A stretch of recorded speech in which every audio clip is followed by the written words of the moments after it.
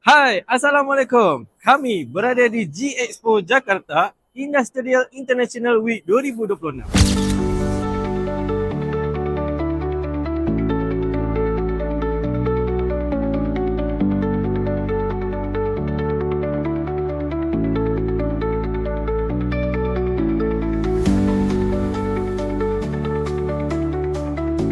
Arvia membawa AI Smartboard dan Flip Touch ke Jakarta. Bukan sekadar untuk dipamerkan, tetapi untuk membuktikan satu perkara. Teknologi buatan Malaysia mampu berdiri sama tinggi di pentas dunia.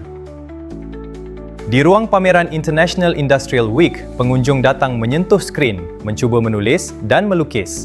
Sebagai sebahagian daripada delegasi Dewan Perniagaan Melayu Malaysia, kami turut menyaksikan satu majlis yang bermakna, penyerahan sijil SIRIM kepada para peniaga sebagai pengiktirafan terhadap kualiti usahawan tempatan.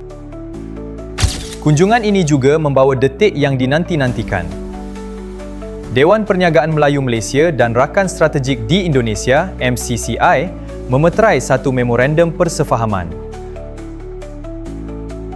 Bagi kami, ini bukan sekadar sebuah tanda tangan, tetapi pintu masuk untuk teknologi Arvia memasuki pasaran Indonesia.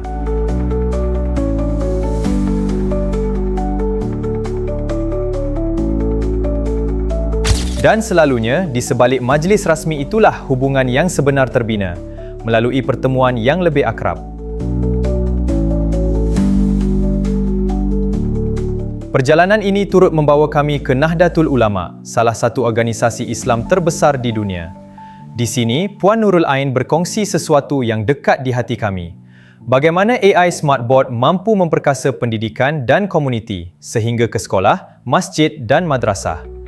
Sebagai tanda hormat, cendera hati diserahkan kepada pimpinan Nahdlatul Ulama, satu permulaan ukhuwah yang kami harap berkekalan.